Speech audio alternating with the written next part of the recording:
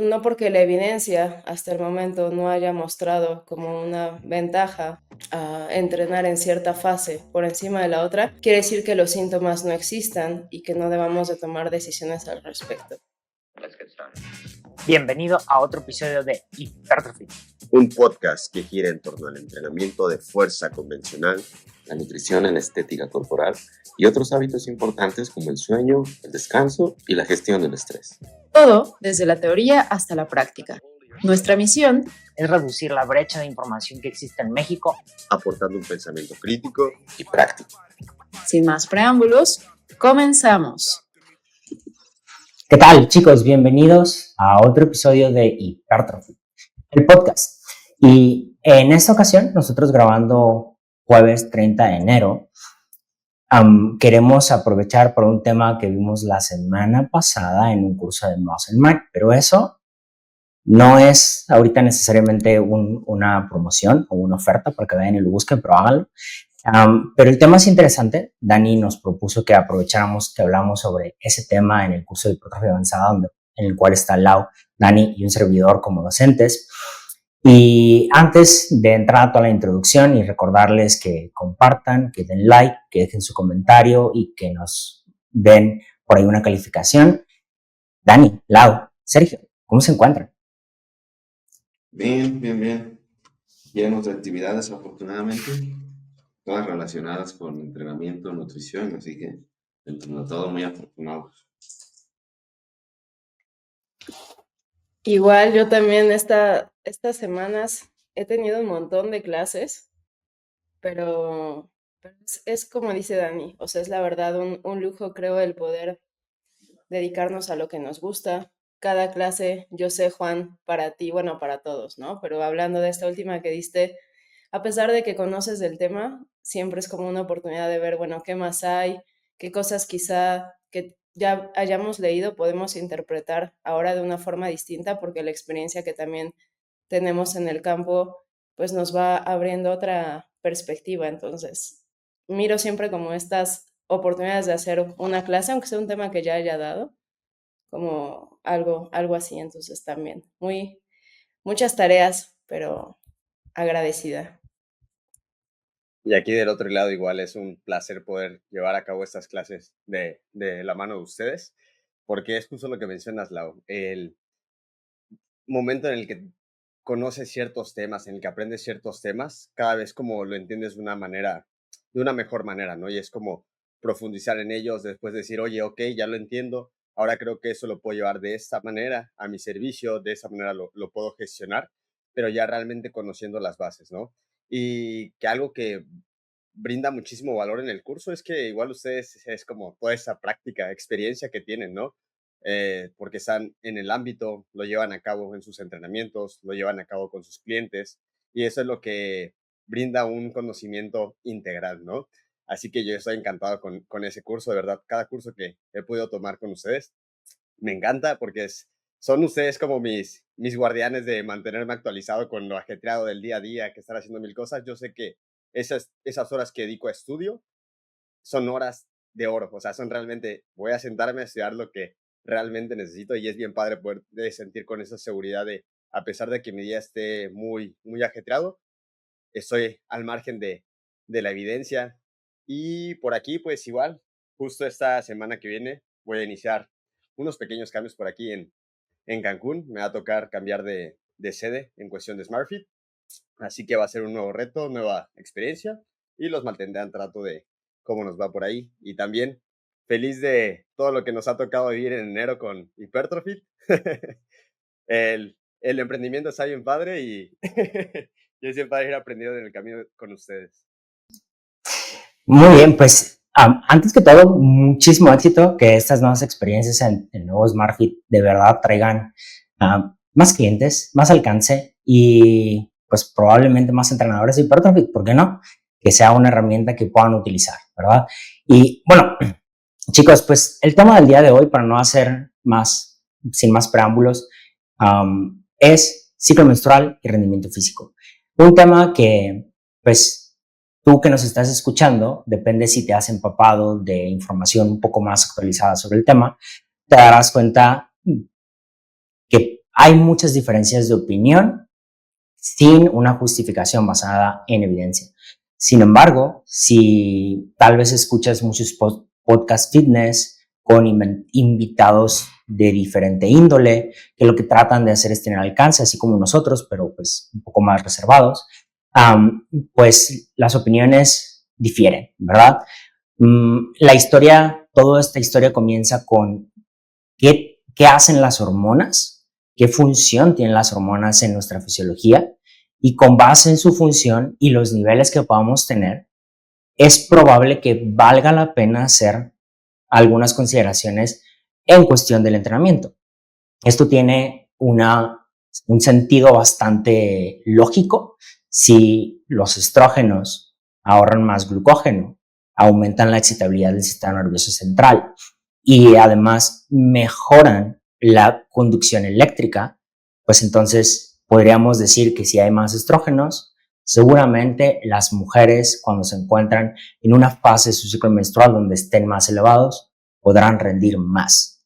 Y por el contrario, los progestágenos, que aumentan la temperatura corporal, pero que además tienen un efecto inhibitorio a nivel del sistema nervioso central, entorpecen la excitabilidad neuronal y aparte no son ahorradores de glucógeno, pues todo pareciera tener sentido que va a haber una disminución del rendimiento en las etapas del ciclo menstrual cuando la progesterona esté más elevada. Y claro, si progesterona y estrógenos están bajos, debido a que los estrógenos están bajos y no hay que aumente esta excitabilidad y ahorre glucógeno, pues podríamos tener una disminución en el rendimiento comparado cuando hay mayor elevación de estrógenos. Todo esto es la forma en la que vamos a partir para dar a paso al tema, ¿no? Todo comienza desde qué función tienen las hormonas en cuestión de entrenamiento, probablemente en recuperación, ¿no? Y cómo percibimos las demandas, porque no se limita a la parte teórica de las hormonas, tenemos que hablar de los síntomas que genera el ciclo menstrual pre y durante el ciclo menstrual, ¿no? Entonces, voy a darle paso a la chica que tenemos por aquí, al Lau, que seguro tiene mucha más experiencia que nosotros. Yo ya di la base, que creo que no es necesario meter más base teórica, todo nace de ahí, nace de esta es la función, estos síntomas son los que suelen presentarse, o bueno, hay síntomas que suelen presentarse, cómo esto puede repercutir en la toma de decisiones, es lo que vamos a hablar de aquí en adelante. Lau. Gracias, Juan. Pues no sé si soy la persona adecuada. Por supuesto, soy mujer y tengo ciclo menstrual. Sin embargo, en una ocasión con Dani y en Gym Rats, que también tuvimos la oportunidad de platicar con Sam, yo decía que pues prácticamente no experimento síntomas negativos o tal vez ya me hice tolerante a ellos, ¿no? Que es algo que también puede llegar a pasar.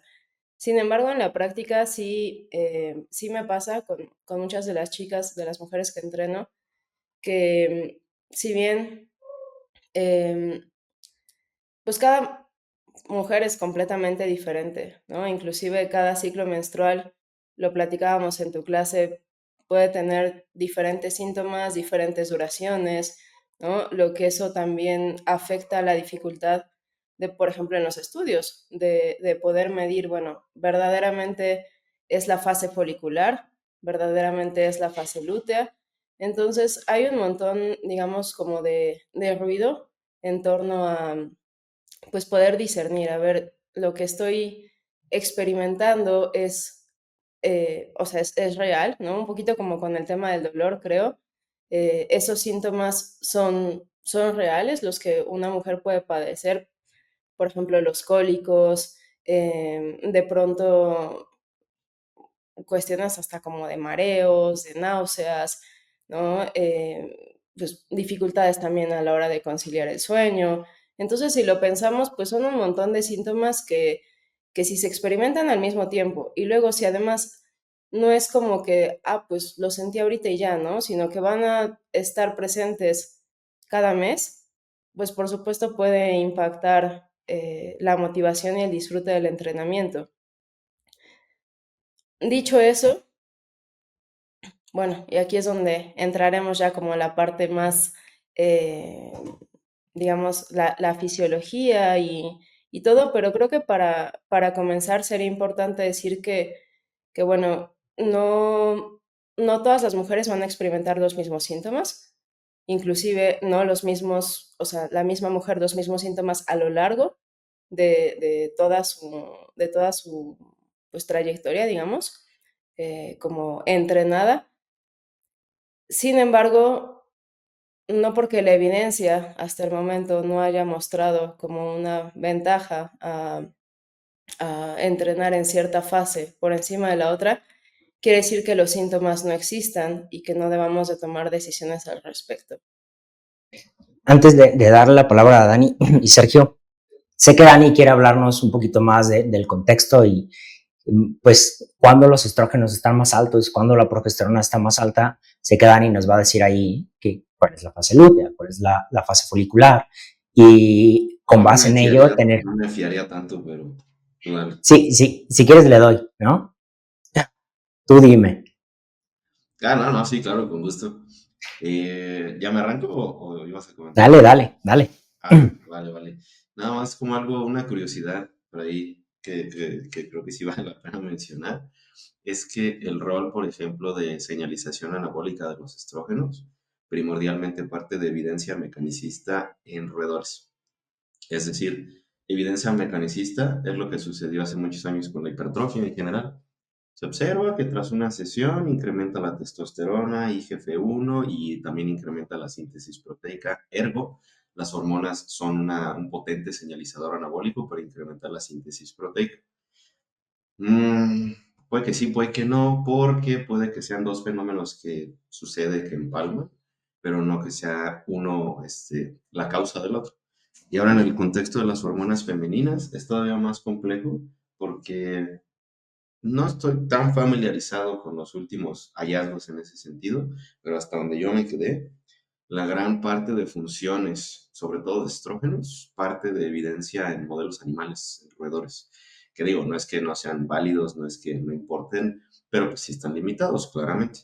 Y de ahí, digamos que damos un brinco de muchos metros de distancia para decir, ok, entonces si estas hormonas tienen una función anabólica, tiene sentido pensar que cuando una chica esté en la fase folicular, desde el inicio de su menstruación, pues va a haber una mejor, en general, respuesta al entrenamiento de fuerza en materia de utilización de sustratos, en materia de síntesis proteica, incluso de regulación de la glucosa, por ahí hay algunos que plantean también esas posibilidades.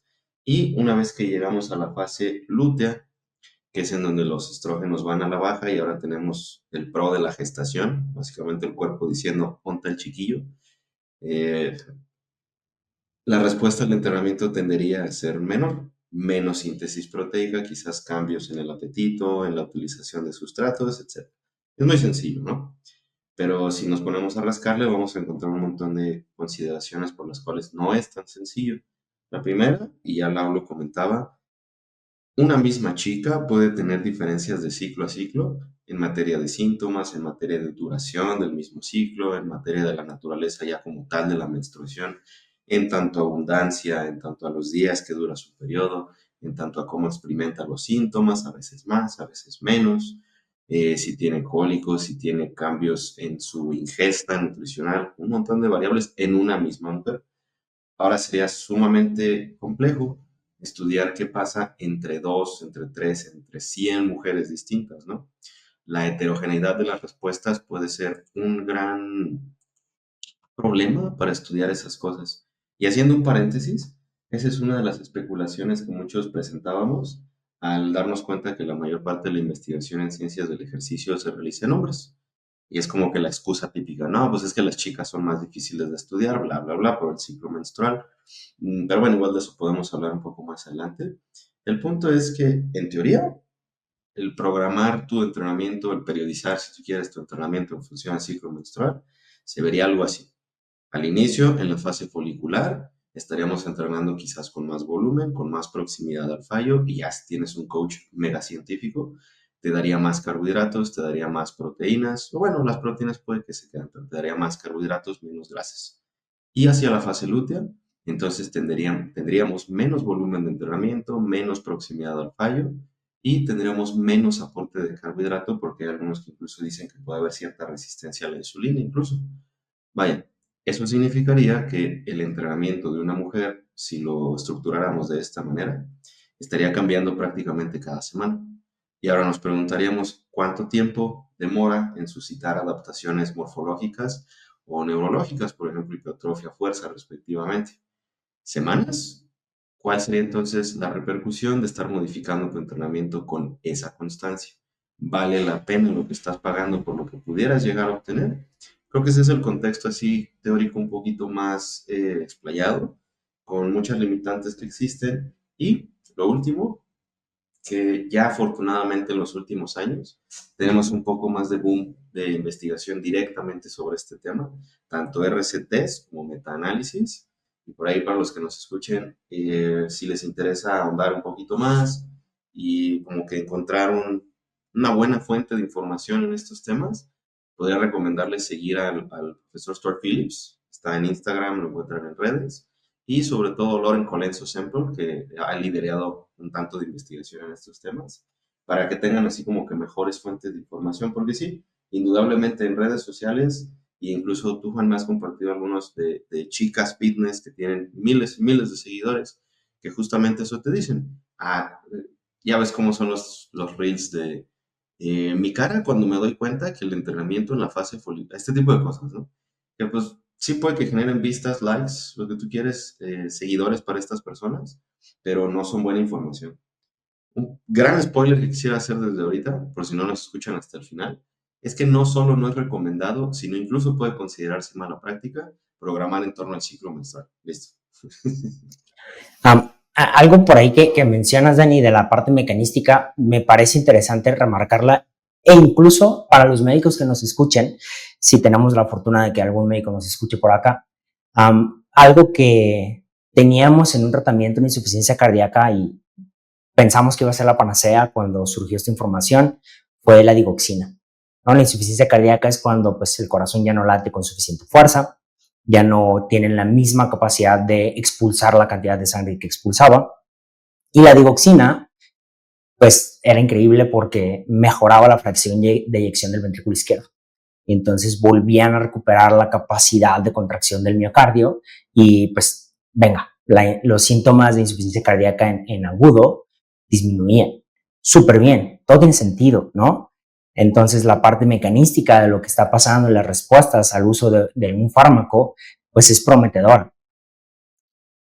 Décadas después, no mejora la calidad de vida, más bien no mejora el pronóstico de vida, ¿no? Y entonces, ¿qué estamos haciendo? Si no mejora el pronóstico, el tratamiento con digoxina, tiene que haber mejores herramientas para tratar la insuficiencia cardíaca, ¿no? Y claro, la insuficiencia cardíaca depende de dónde venga, ¿no? Pero regularmente viene de un infarto. Entonces, si tienes un infarto extenso del ventrículo izquierdo, ¿no? Pues hay insuficiencia cardíaca del ventrículo izquierdo. También puede ser otras cosas, miocardiopatía dilatada, etc. Pero hay medicamentos que son antihipertensivos que evitan el remodelado cardíaco, evitan la fibrosis. Y a largo plazo esos mejoran el pronóstico, aunque no la función del miocardio. Y eso está interesante porque ya la parte mecanística no se asocia al resultado que esperas que tener. Lo mismo que pasa aquí. Con la testosterona, hormona de crecimiento, con los estrógenos, tienes algo en agudo que te hace pensar que tiene sentido la respuesta o el resultado final que vas a tener, y esto puede ni siquiera estar relacionado, ¿no? Eso mismo pasa en el ciclo menstrual. En las hormonas también, hombres, mujeres, ¿no?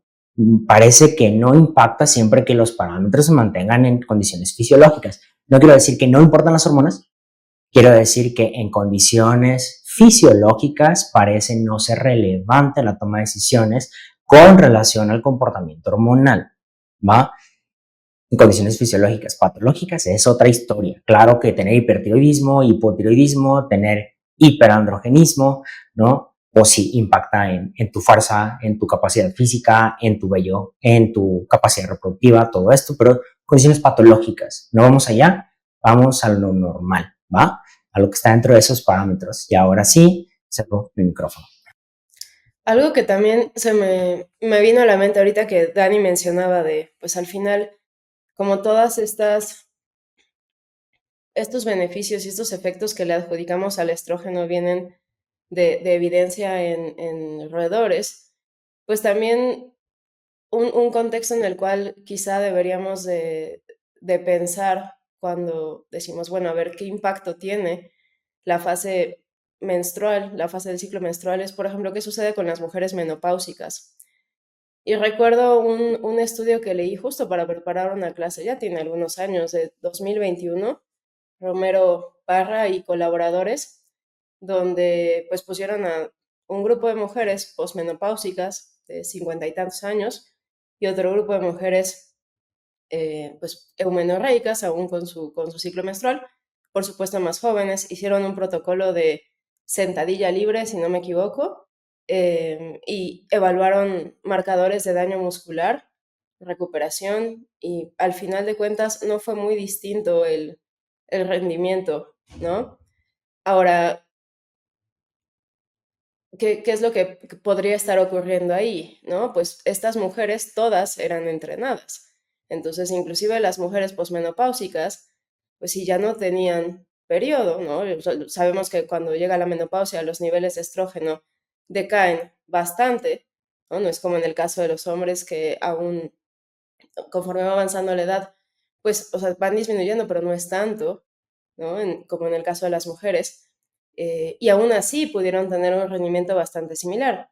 Pero aquí es donde entra los efectos repetidos, ¿no? Al final, pues, ellas estaban entrenando de forma constante, pero eso nos deja ver que pues, si estamos entrenando desde tiempo atrás, ¿no? Pues también nuestro cuerpo se hace más fuerte y más tolerante a los estresores, los que sea que vayamos imponiendo, ¿no? Entonces, esa es como una pieza de evidencia que nos deja ver que, bueno, pues en mujeres que no tienen, por definición, o sea, un ciclo menstrual y no hay tanto impacto o no hay un impacto notable, ¿no? Pues probablemente estos efectos, digamos, que adjudicamos al estrógeno y todo este razonamiento de ahora hay que entrenar en estas semanas de esta manera y en estas semanas en otra, pues carecería un poquito de sentido.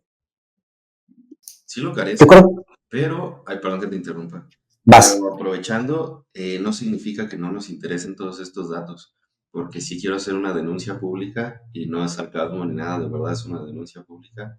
No sé si ya les había contado, pero cuando estuve dando en licenciatura en nutrición, la clase de nutrición y deporte, un docente, no recuerdo su nombre, cabalmente les dijo a los alumnos que esas cosas no se preguntaban, que no era propio preguntar acerca del ciclo menstrual, porque eso es privado, etcétera. Entonces fue como aquí contra la pared, porque el que no tengan un impacto, adelantándome a los hallazgos de alguna de la evidencia que ya disponemos al 2025, en tema de rendimiento y demás, no significa que sean datos que no nos interesan, todo lo contrario, son datos importantísimos para una historia clínica que necesitamos registrar independientemente si somos nutriólogos o nutriólogas, porque decía que específicamente este docente, los chicos nutriólogos no deberían preguntar esas cosas al ser privadas. Esa es mi denuncia pública, pienso que ojalá alguno de mis exalumnos que sepan a qué me refiero les caiga el 20, que sí, claro que preguntamos y por Dios, qué mentalidad es esa, pero bueno,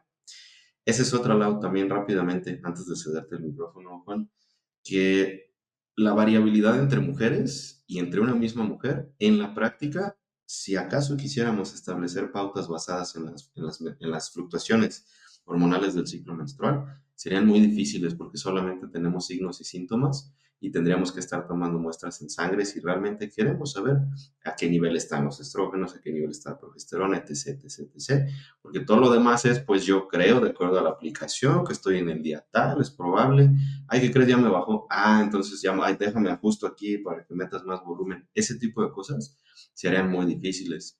Y de nuevo, eso es lo que en la investigación se especulaba, haría más difícil hacer estudios de entrenamiento de fuerza en chicas o de entrenamiento en general, pero pues no es el caso. No me acuerdo qué quería decir. Algo de que decían por ahí de la parte mecanística viene de modelos animales, pero también viene de modelos humanos, parte de la investigación en mecanística. Tiene que pasar de modelos animales a modelos humanos para que esto pueda pasar a estudios aleatorizados controlados. O sea, no es que te brinques toda la evidencia, pero ahí surge la teoría, ¿no? Y ahora se empiezan a hacer, con base en estudios animales mecanísticos, pues se empiezan a hacer pruebas con algunos métodos, como dice Dani, como temperatura, ritmo, lo haces por calendario, sigues una aplicación, síntomas, qué es lo que estás haciendo para determinar en qué fase o qué etapa del ciclo menstrual estás, si no mides hormonas, ¿no? Y mucha de la evidencia carece de esa calidad metodológica, ¿no? Que no tiene análisis en saliva, análisis en suero, etcétera. Y como no los tiene, pues es difícil estar seguros de. Y además, cuando lo tienen, incluso ahí hay una variabilidad entre días, ¿no? De en qué momento estás en esta fase. 3 días más, 3 días menos, dependiendo la chica, ¿no? Y incluso así controlado, con meses de anticipación, se hace complicado, ¿no? Ya poniendo un poquito de eso sobre la mesa. Ahora, decía Dani, no es que no nos importe. Yo en la clase comenté algo que preguntaron al final es, ¿cómo sé cuando tengo que hacer algún ajuste según los síntomas? O sea, ¿qué pregunto? Y pues, mi respuesta es, si no me dicen algo negativo, o sea, si hago una historia clínica donde pregunto cosas del ciclo menstrual porque tengo que detectar cosas para ver si es necesario derivar cosas que no sean normales, pero fuera de eso, si una chica no me dice es que me va mal, entonces no lo considera tan relevante para decírmelo. Prefiero no tratar de hacer ajustes con base en ello porque empiezo a darle importancia a todo. Si empiezo a preguntar todas las cosas que ocurren y todas las cosas que deben ser óptimas, me voy a acabar, ¿no? Yo lo que quiero es empezar a mejorar un escenario de forma práctica que pueda ser más favorable en el tiempo, no que todos los parámetros sean perfectos desde el inicio y si no lo haces bien, entonces cambia tu vida, ¿no? Porque está incorrecto cómo estás viviendo, no duermes bien, no comes bien, tu ciclo menstrual no es como debería, no ajustamos, no tiene sentido de entrada, ¿no? Y entonces yo creo que eso también es importante con relación a los síntomas. Y otra cosa es, ¿qué tanto podemos manipular lo que preguntamos o que se pregunta en un estudio, ¿no? Porque ¿qué otras cosas impactan en la percepción del síndrome premenstrual o durante la menstruación? Importa cómo duermes, importa cómo tienes tu nivel de estrés familiar, económico, social, ¿no? Etcétera. La presión del entrenador probablemente, tu entrenamiento, eso no impactará en cómo tú puedes percibir el dolor en el vientre bajo. Y las personas o las chicas que tienden a mejorar su tipo de vida, que empiezan en el gimnasio y que luego se hace un hábito de alimentación y que luego empieza a mejorar su sueño y que luego ya no siente tanto, es que el ejercicio me cambió. ¿Fue el ejercicio? ¿O hay otras cosas que impactaron en cómo percibes los síntomas premenstruales, ¿no? Y eso también me parece relevante porque, como dice Lau, hay quienes van a tener menos. Pero hay atletas de alto rendimiento porque hay algunos estudios que mencionan la mitad de los atletas de maratón o triatlón reportan tener menorragia abundante, ¿no? También he tenido atletas que tienen unos pésimos hábitos, pero una excelente genética, que pudieron ser increíbles internacionales, pero son muy buenas nacionales, ¿no? Pero no se cuidan. Simplemente comen suficientemente bien, o más bien no suficientemente mal, para no poder hacer la actividad que hacen que les permite seguir con su tipo de vida, pero no potencian su estilo de vida. O sea, no van a llegar a ser alto rendimiento, no porque tal vez no tengan la genética, pero no está la disciplina. Y entonces dentro de estas que reportan 50% tener menorragia abundante, ¿todas tienen buenos hábitos? ¿O solo corren y reducen cosas de malos hábitos? Porque no lo puedes eliminar, ¿verdad? Y bueno, hasta aquí mi intervención, Joaquín. Muy buen aporte esa parte de entendemos lo que nos arroja la evidencia científica y la labor como coach es desarrollar tener este conocimiento base, am, tener las habilidades para saber cómo vas a gestionarlo en cuestión de, ok, tengo una clienta y me interesa en primera saber cómo va respondiendo mi clienta, ¿no? Algo va a ser seguro, ¿no? Que tiene, en este caso, el ciclo menstrual, lo vamos a poder ir monitoreando mes con mes conforme vaya avanzando el servicio de coaching. Y aquí es donde me gustaría hacer hincapié en conocer realmente qué es cuáles son como que los principales reportes que nos dan los clientes, ¿no? En ese caso, las chicas, oye, es que, ¿sabes? Este ejercicio me es incómodo hacerlo. Otro que se me ocurre es la parte de cuando estás en una pérdida de grasa, ¿no? ¿Qué tanto ruido genera esa parte del ciclo menstrual cuando están en sus días y es retención de líquidos y demás? Y que si tú dices, no, no pasa nada, es normal, pues al final, quieras o no, la chica se queda como con un poquito de que no, pero es que ya iba bajando, ¿no? Entonces, creo que hay mucho que va a impactar de nuestra labor como coaches, de cómo bajarle esta información a nuestras clientas, ¿no? Oye, ¿qué sucede cuando es incómodo hacer algún ejercicio? Oye, ¿qué sucede si está en una etapa de pérdida de grasa y de repente ya estoy ligeramente a la alza? ¿Cuáles son digamos, las principales dudas que generan las clientas respecto al ciclo menstrual que pueden notar ustedes en el servicio de coaching y que les es de valor para decir, ok, en el siguiente mes, cuando afrontemos de nuevo la parte de tu ciclo menstrual, lo vamos a gestionar de esa manera, ¿no? Cosas básicas como, oye, es que a mí se me antoja mucho esto, ya mencioné lo de los ejercicios, ¿no? ¿Qué cositas consideran de valor que van saliendo conforme van avanzando los meses? Que dices, ok, mi clienta ahora ya tiene incluso, ella ya sabe cómo lo va a gestionar, ¿no? Y no es como lo decía Dani, ¿no? Ok, ya te está bajando hoy, vamos a hacer el ajuste en el entrenamiento rápidamente, ¿no? ¿De qué manera sí podemos hacer esa anticipación de coaching a partir de lo que vamos viendo con cada una de nuestras clientes? Es que yo creo que no es tan complicado, pero sí es complicado dependiendo del cliente, ¿no? Más bien que quien lo pueda hacer un poco más desafiante es el nivel de novedad que puede ser para el cliente esta información, ¿no?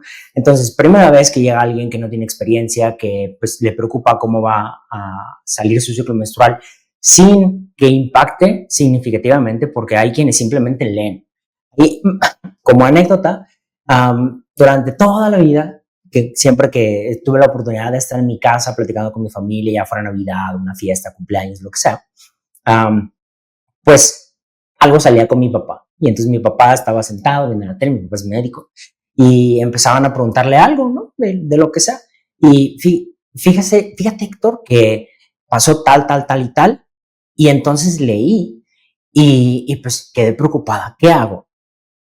Y se queda nada más, a mi papá nomás se le veía mover el bigote, ¿no? No leas, no, no leas, lo primero es no leas. Y no porque te esté fomentando a ser ignorante, sino porque tal vez no tienes la suficiente base para interpretar la información avanzada que estás leyendo, ¿no? Entonces todo debería empezar de cierto punto para poder explicarte las cosas más complejas, ¿no?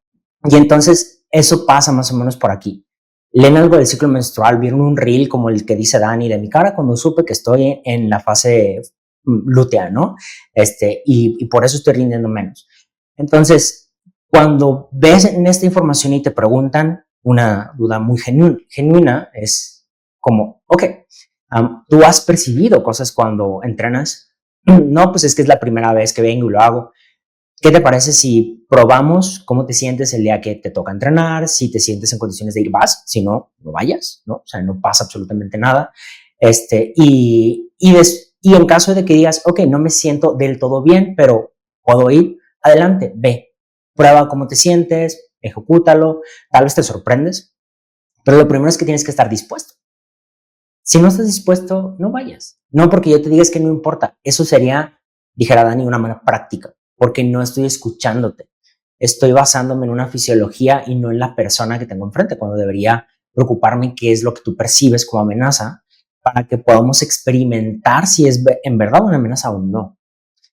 Y en caso de que no lo sea, ve, adelante, enfréntate a la situación. Por ahí en la clase también pregunté, ¿cuántos de ustedes se sienten no en óptimas condiciones y ni siquiera se prueban y nada más le bajan de peso? Es que hoy no me siento para sacar 4 discos, le quito los 4 discos, le pongo 3 y ahí lo ejecuto. Pero no probaste 4, ¿no? No te sientes óptimo y no significa que no vas a poder rendir.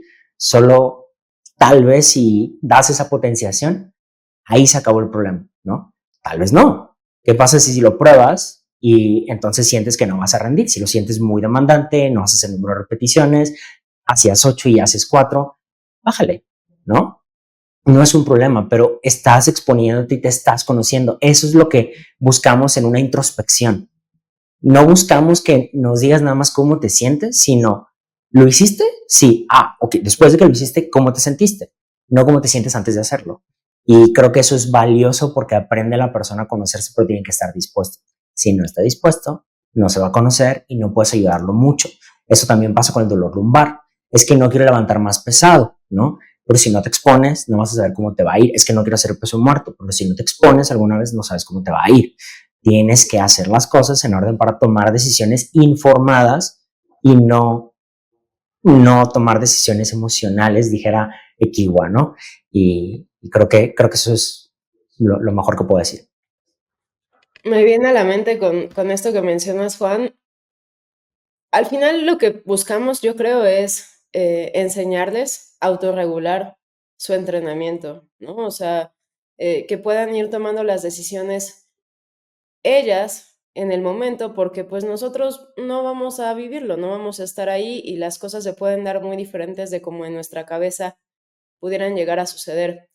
Y con eso de la autorregulación me viene a la mente pues esta herramienta, ¿no? De medir tu cercanía al fallo, ¿no? Y para medir la cercanía al fallo de una forma más precisa, no lo haces antes de empezar la serie, ¿no? No cargas la prensa y ves los discos y te impresiona y pasa, no dices, no, me van a quedar cero en reserva. No, hazlo, ¿no? O sea, el estimar la cercanía al fallo es ya que vas a finalizar la serie, para que sea un poquito más preciso, porque si lo haces al inicio o lo haces a la mitad, es muy probable que pues las sensaciones que tú puedas llegar a sentir hagan que termines la serie antes de lo que en realidad podrías haberlo hecho si nos vamos a lo que queremos es que el músculo que intentas trabajar o los músculos que intentas trabajar sean el factor limitante. Entonces, lo que tú mencionas es eso también, ¿no? O sea, no sabemos cómo te vas a sentir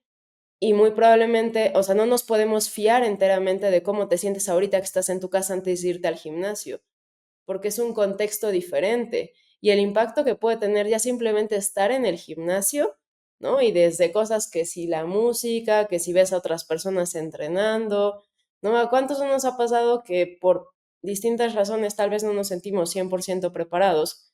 Tú mencionabas el estudio este de la privación del sueño, que también fue en mujeres, ¿no? Y cómo, pues, a pesar de que la percepción de esfuerzo fue mayor, ¿no? O sea, la experiencia me resultó más difícil, pero en realidad el rendimiento no disminuyó mucho. Algo que yo les suelo decir es, bueno, y pasa no solamente con el ciclo menstrual, sino como con cualquier situación así, digamos, que no es óptima, ¿no?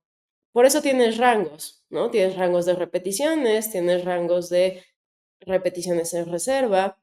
Entonces, puede haber algunas ocasiones en las que quizá dices, para los síntomas que siento hoy, no me siento tan bien para utilizar cargas altas y por lo tanto hacer pocas repeticiones, ¿no? Y tal vez vamos a pensar que tienes un ejercicio peso muerto rumano que está de 6 a 10, ¿no? Por eso a mí me gusta poner rangos un poquito más amplios, ¿no? Entonces, bueno, tal vez no te sientes para utilizar una carga con la que puedas hacer 6 7 repeticiones, pero sí con la que puedes hacer 9 10 inclusive te sales un poquito del rango.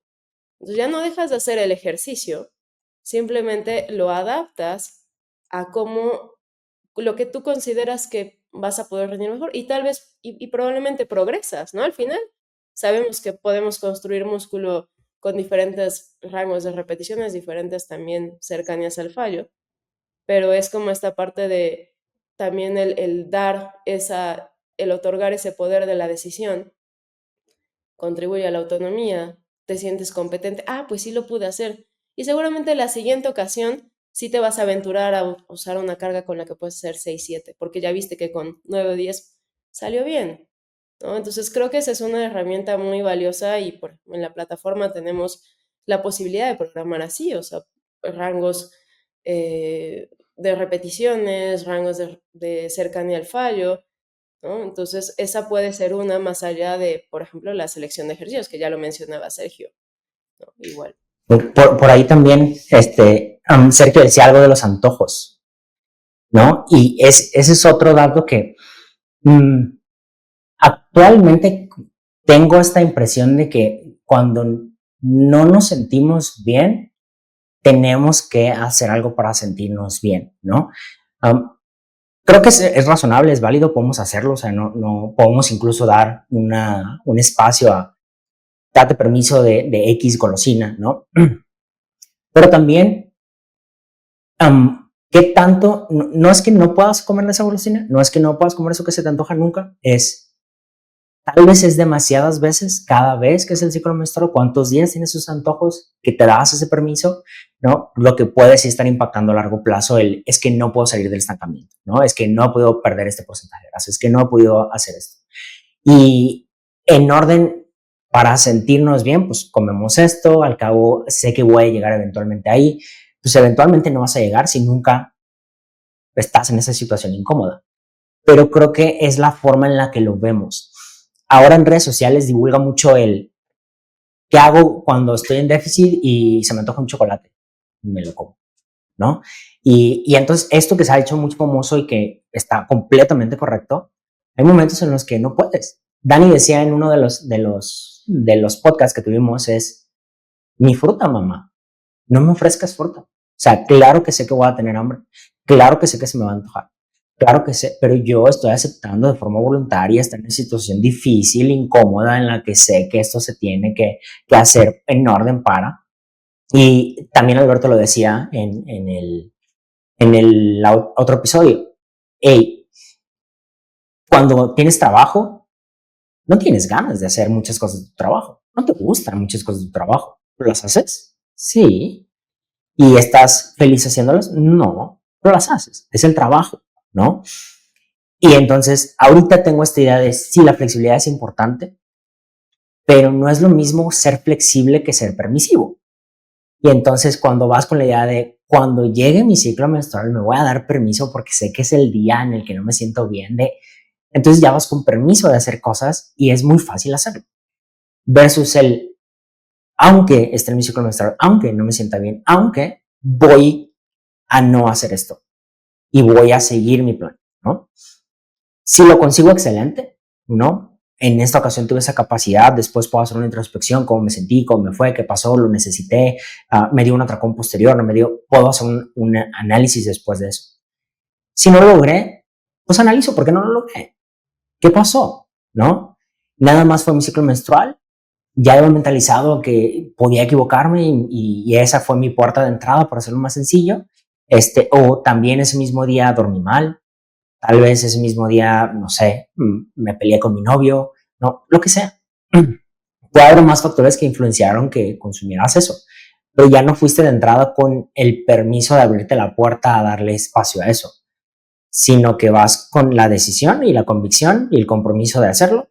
Y si lo consigues, qué bueno. Si no, entonces, ¿por qué puede ser esto? ¿Le echo la culpa al ciclo menstrual o hay otros factores que pueden haber impactado en mi decisión? Y eso también lo considero relevante porque sí importa que tienes más antojos, pero también si esto en el que eres exitoso lo repites, como el efecto de los esfuerzos repetidos, te vas a adaptar a no tener algo y no lo vas a ver indispensable o necesario. Y de repente ese antojo de es que siempre me comía mi chocolate y era tradición, empieza a desplazarse. Y ya no me di cuenta cuando ya no lo extraño, ¿no? Pero al principio, claro que lo vas a extrañar y claro que te va a costar trabajo. ¿Aceptas hacer ese trabajo? Esa es la pregunta, ¿no? Y Hay la mucho otra, miedo. Dale, perdón, Lau. perdón, Dani, rápido. Es una cuestión súper complicada porque o sea, es algo cultural, ¿no? O sea, ay, te sientes mal, ay, pues apapáchate con un chocolatito, con un pancito, ¿no? Y como dices, no hay nada de malo en eso, pero en realidad el sentimiento de bienestar que nos da, por ejemplo, en este caso, el sí comerte el chocolate, el sí comerte el pan, es sumamente efímero, ¿no? Y te vas a seguir sintiendo mal después de que te lo comas también, ¿no? Entonces, no resolvió en realidad tu situación, tu malestar, sigue estando ahí, Pero ahora, si tu objetivo era, por ejemplo, la pérdida de grasa, no voy a decir que ya te fuiste, ¿no? Por completo. Hay gente que sí, porque eso da pie a, bueno, ahora pues ya, ya no es solamente el de ahorita, sino es lo que dure mi periodo, pues voy a todos los días me voy a consentir con algo, ¿no? Y eso sí puede hacer al final que no logres ese objetivo. Entonces también recordar eso, ¿no? O sea, bueno, ¿qué tanto impacto va a tener en que te sientas bien? ¿Cuánto va a durar? Y cómo eso se compara con, pues, no necesariamente buscar el sentirte bien con comida, sino puede ser con alguna otra cosa, ¿no? Pero como eso, como la comida es algo que es inmediato, está al acceso y nos hemos acostumbrado, o sea, pues, una sociedad que es la forma en la que nos solemos consentir y solemos festejar, de nuevo, no está mal. El problema es cuando ya, como tú mencionas, ¿no? Le quieres echar la culpa al ciclo menstrual o a los antojos de que no logras tus objetivos cuando en realidad no está tan claro, ¿no? Las prioridades, al menos en las conductas que la persona está teniendo. La brecha de intención-acción, ¿no? Pero bueno, sé que Dani ahí quiere decir algo, nomás esta brecha no está tan sencilla, ¿no? Es un paso largo, es una forma de pensar y la forma de pensar es extremadamente difícil de cambiar.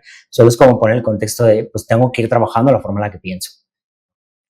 Nada más como comentario final antes de retirarme, para empezar a hacerlo de live. Eh, Hay muchas narrativas que son peligrosas, creo, algunas útiles y algunas muy X. Una narrativa que no nos ayuda es toda esta perspectiva mecanicista de que ok, las hormonas suben, bajan, mi rendimiento sube, baja a la par.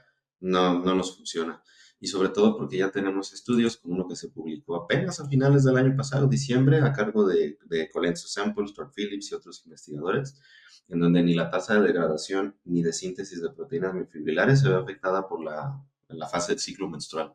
Y hay otros en donde también podemos observar que el rendimiento en la fuerza, ni el aeróbico parece mermar en función a la fase del ciclo menstrual. Entonces yo tengo la certeza de que puedo tomar las decisiones que ustedes ya mencionaron porque sé que no estoy perjudicando los resultados que le interesan a mi cliente o a ti misma, si tú misma llevas tu entrenamiento, tienes esa certeza. Y también que las cosas se pueden volver más simples, pero también la narrativa que sí considero errónea es esta, por ejemplo, una muy similar a la que ya mencionaban, es este tema de no necesitas restringirte para lograr tus objetivos, para verte más definida. Claro que necesitas restringirte, por definición necesitas restringirte, necesitas crear un balance negativo, entonces, ¿cómo rayos no?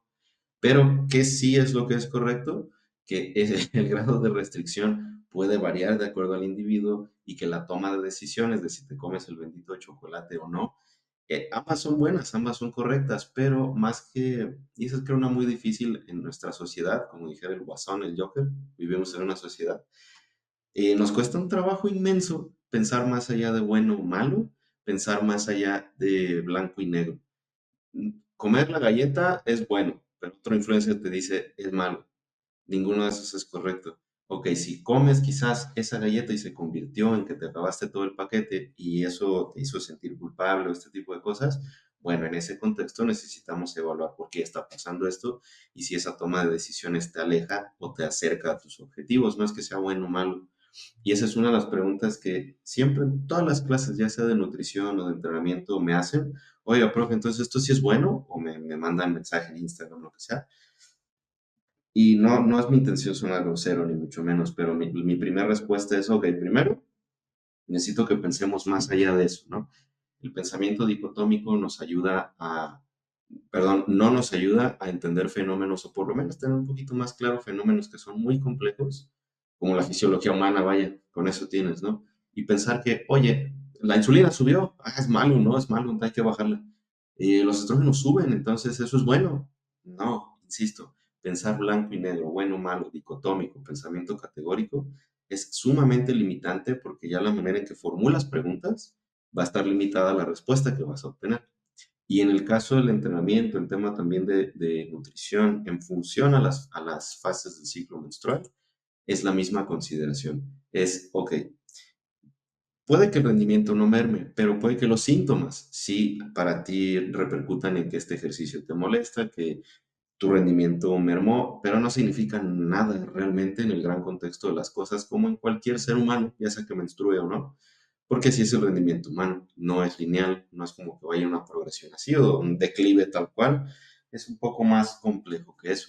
Y en materia de nutrición, también creo que la parte psicológica tiene un rol importantísimo de darte permiso, pues permiso de qué. Por eso el término comida libre tengo ahí cierto conflicto en no utilizarlo, porque libre de qué, si yo no te busqué para ponerte un déficit, tú me buscaste y querías perder peso, entonces libre de qué, ¿sabes? Ese tipo de cosillas que nos ayudan a entender la naturaleza del proceso y de nuevo, siempre, casi siempre lo termino mencionando, pero es que sí es un problema. Los influencers, las redes sociales, estas soluciones de menos de 15 segundos, de verdad a veces hacen más daño. Y los únicos que se benefician pues son los mismos influencers porque tuvieron un masaje en su ego, porque tuvieron muchos likes, muchas respuestas, etcétera. Pero no están aportando un conocimiento que no puede ser aportado en cosa de 10, 15 segundos. Entonces creo que con eso.